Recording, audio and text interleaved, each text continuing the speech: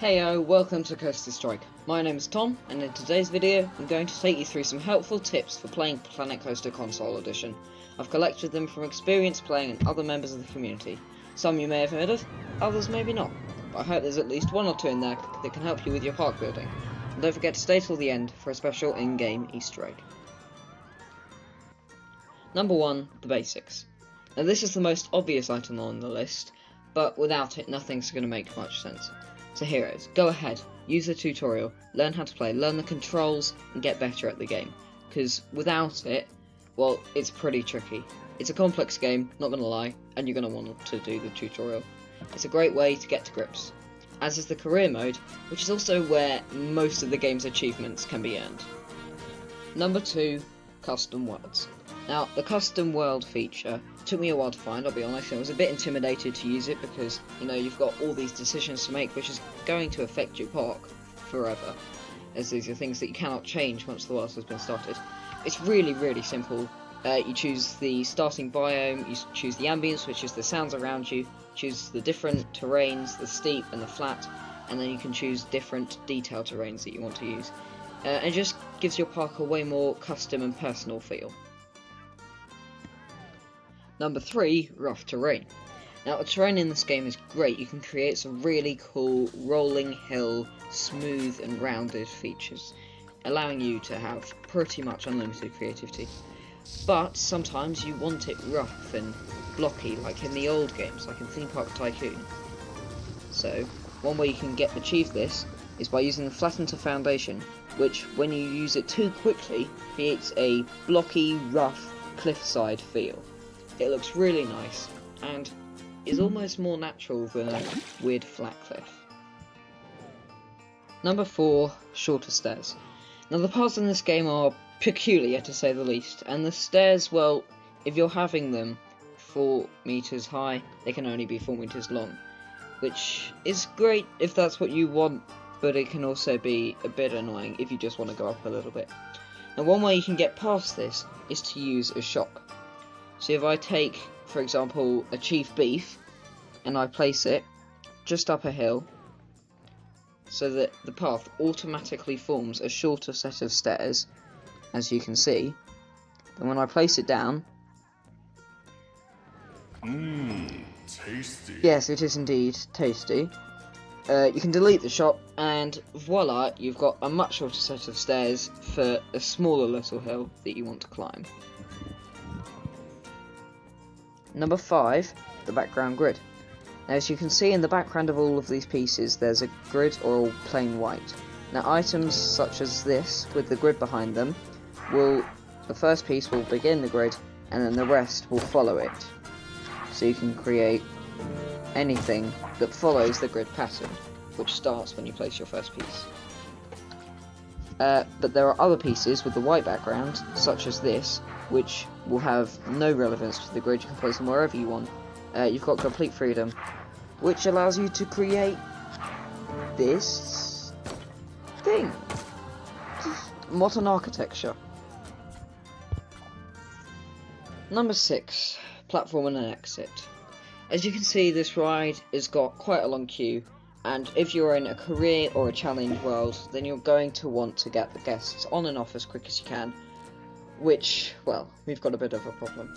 You see, the guests leave at this point, and they can only get off the station at the exit, and from the time it takes them to get from there to there, you could probably have a coaster go around the entire track. Now this is a problem because until every single guest has left through the exit, the next batch of riders can't get onto the ride.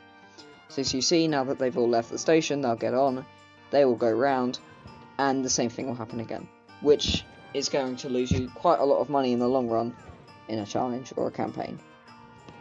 So now that I've moved the exit and the queue around a bit, you'll see that once these people get off the ride, it's pretty much the shortest journey they can have, from getting off the train to leaving the ride and the next batch of passengers boarding. So they walk along, they all get off, and now that was a fraction of the time it took before. The next batch of riders can get on, and you can get way more money per hour. Number 7, chain lift speed. Now, this is also quite a simple one.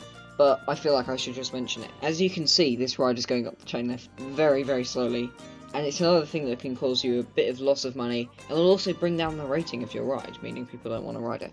If you go onto Edit Coaster, and if you click on the chain lift, it's possible to change the chain speed up to a max of 6 meters per second, which just speeds it up a ton. So as you can see, the next time that this goes around, it's way faster, and it's just going to improve almost everything about your ride.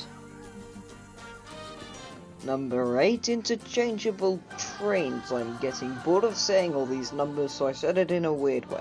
Now, if you go onto your settings, and the bar which looks like stats of some sort, if you go down to the bottom, you'll see it says allow more interchangeable coaster cars. If you make sure that that's on, you can apply it with X, or square I guess if you're on PlayStation. Then when you go onto the ride, you go onto the little paint pad, you click on car type, and you can change it to a selection of others which fit the track type. So if I change it to a Tiamat, which allows some of the riders to be suspended over the sides of the track, or maybe the brand new Gold Fever trains from the Adventure DLC. Don't know when you're watching this, but hopefully that is not making me sound crazy. It just gives the rider a slightly different experience. The weight of the trains can change the speed and the stats, and if you do enough work, then you can find out which train's the lightest, which is the heaviest, and how that's going to help you change your statistics.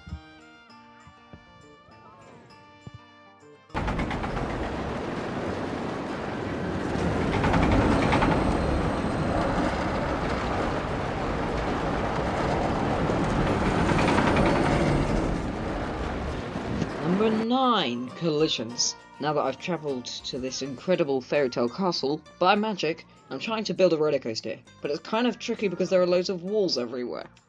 Now, as you can see, wherever I try and put the train, it tends to be in the way of something. But this is fixable, because if you go onto settings, and to the same tab that we changed the trains with, the statistics, there are collisions. Now, if you put all of these onto on, and apply, then when you go back, it'll let you put things through walls. Yes, magic, I said. So if I build this station in the middle of the castle wall, poking out on the outside, and I decide where the chain lift is going to go, well, that's going to be through the middle of a wall. Yes, it works perfectly. And the game doesn't care because it's a game, not real life. And finally, number 10, the Easter egg. Now, if you don't know what an Easter egg is, or you haven't seen Ready Player One yet, you maniac, it's a special feature hidden inside of a game that the developers don't tell you about. And this one involves the go-karts. Now, the guests love the go-karts. Unfortunately, though, we can't ride them.